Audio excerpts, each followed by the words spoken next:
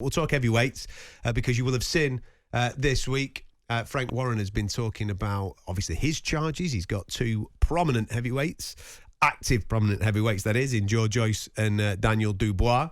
And, of course, he looks after Tyson Fury as well. But he's been being asked questions about various bits and bats. And one thing that he's been talking about this week, Gareth, is, of course, Deontay Wilder. And I think there's a lot of people actually now excited about the prospect of Deontay Wilder coming back into the heavyweight division following his trilogy with Tyson Fury. And there's people that have an opinion, I'm one of them, that Deontay Wilder can still eat at the very top table of this division.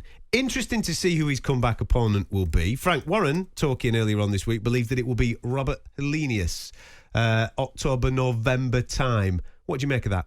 Well, it was Frank who told us for our show last week. And, because I was trying to say what's going to happen with Wilder. Would you get him over to fight Joe Joyce? He says, no, he's got to fight. He's fighting Robert Helenius. He'll knock Robert Helenius out. It's as simple as that. Wilder won't mess around with Helenius. He's big and gangling. He's like Tyson Fury. It's in a weird way.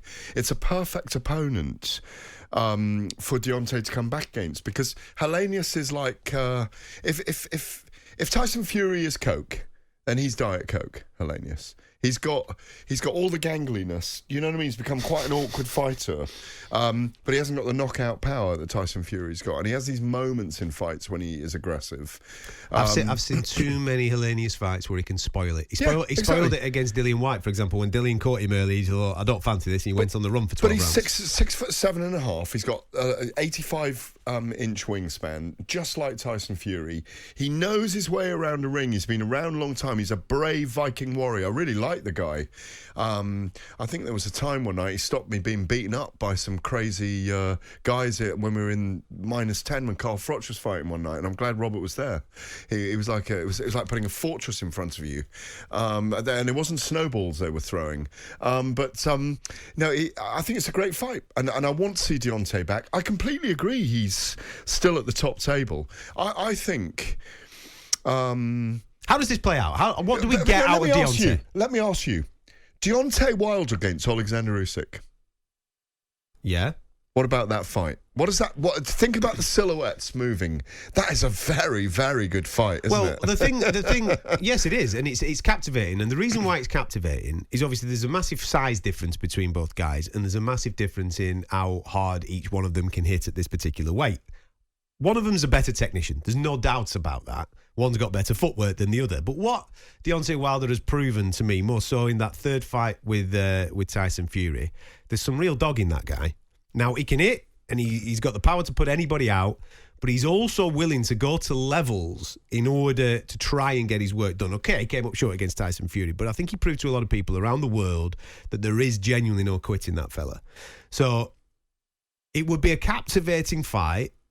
And if it went 12, you would still, even going into the 12th, and he's had his ears boxed off for 11, you would still give Deontay Wilder a chance of landing something. It's very similar to Tyson Fury against Wilder, isn't it? Except a smaller version, yeah. But a smaller version. And I think at some point, Usyk is going to be hit by Wilder. And so we find out whether he can take the biggest punch on the planet. The fascinating one for me for Deontay Wilder is Joe Joyce. Joe Joyce and Deontay Wilder is the absolute fight for me. Yeah, I mean, we got on that a couple of weeks ago, didn't we? When Joe Joyce was fighting at Wembley Arena, and we just got very excited about it. The thing is, Deontay Wilder matches up with everyone. I don't really want to see him fight Derek Chisora, as the talk was last week, but, God, I'd see him fight Tyson Fury again, for God's sake. Even though, really, we think it's 3-0 to Tyson Fury. I don't... I know, what's Deontay, 35? Yeah, 36 he is, actually. And he's 37 in October. Probably got 1 or 2 fights left, I think. And I'd love to see him fight Anthony Joshua, and I'd love to see him fight Joe Joyce. If he was going to have 2 fights, and maybe Usyk, 3 fights. Those 3 fights. Usyk, Joshua, and Joyce. Well, let's look at the landscape and how this plans out. Because we've got August the 20th, we know that it's AJ Usyk. The winner of that, if they don't fight Tyson Fury, there is a problem. Or if Tyson Fury doesn't give up the belt and then there's an undisputed fight for somebody. But hopefully the winner of that will go on to fight Tyson Fury. Then you've got a question as to what the person that loses that fight goes on to go and do. And I think Deontay Wilder would be the perfect answer for either of those two people. Well, for all that Frank Warren says, and you know, I don't often have a go at Frank over things, but Deontay Wilder is still the number one challenger with the WBC. Joe Joyce is number two, if I That's correct. Rightly, and he's saying that Joe Joyce should be, you know, fighting for the title. No, your route, Joe, is the WBO title. He's the number one with the WBO. Deontay Wilder, by all his performances, he's still a 92% knockout merchant in his fights. The only person he hasn't knocked out is Tyson Fury. He's knocked out everyone else he's fought. And he's an extraordinary athlete, an extraordinary fighter with the limited boxing, pure boxing technique that he has. He's done extraordinarily well. And I'd love to see him in 2 or 3 more fights. I think he's a very dangerous opponent for anyone. We all know that Tyson Fury, well, we don't all know, but I believe, and I don't know if you do, I believe Tyson Fury is head and shoulders above every other heavyweight in the division right now. I think he'd beat Usyk handily. I think it's a very technical and could be even a boring fight. But Deontay Wilder still eats, as you say, at the top table. Anyone that doesn't invite him to the top table, look what Fury had to go through to beat him 3 times. Absolute hell. You know, and it was absolute hell. I know he beat him up in the second fight, but I was on stage with Tyson Fury the other night. I know we're going to hear a bit of the audio from my chat with Tyson Fury in the green room at some point when you press the button. But Tyson Fury said to me, and he said on stage as well, you want to realise in that third fight, when I thought, got him down here, this is good, I'm beating him up again. He said, when I was knocked down twice in the 4th round, I thought, I better bite down on my gum shield here, because either I'm going to get knocked out or he's going to get knocked out. And that's what Tyson Fury was thinking in that fight against Deontay Wilder. And I think everybody that fights him thinks that. If I don't knock him out, he's going to knock me out at some point. The guy belongs in our era, and I don't want him to leave right away. And, you know, if he fights Helenius and Tyson Fury doesn't come back, I think he deserves to fight the winner of that fight for the 3 belts. I think even ahead of Joe Joyce. That's interesting that you just. Do you not? I think he's had his crack, hasn't he? I'm being fair. Listen, he was a long-reigning champion with the WBC, and he got an opportunity to win that championship back with Tyson Fury and came up short.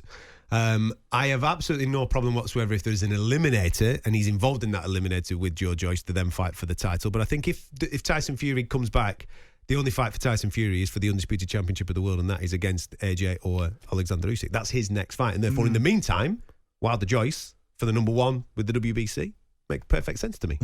Yeah, fair enough. You know, look, it all hinges on what happens in August, on August the 20th in Saudi Arabia. There's so much around that. Whether Tyson Fury comes back or not, what his reaction's going to be. He's saying he's not going to. He'll fight Anthony Joshua for nothing at the moment. You know, that's an outer space, another galaxy, another universe, a parallel universe fight. Exactly. You know, so everything depends on what happens in Saudi Arabia on August the 20th, and it's a fascinating rematch. It's the sequel to a horrendous, nightmarish night for Anthony Joshua at Tottenham Hotspur Stadium, and he has to repair the damage. Whether that's losing in an incredible fight where both men are up and down, you know, in the same kind of style that he fought Vladimir Klitschko, and getting to Usyk, he's got to beat the guy up. He's got to beat him up, and he's got to stop him. Because I don't see him winning on points unless it's a fight where they are both up and down and they both go completely to the well. I don't see it going 12 rounds, you know?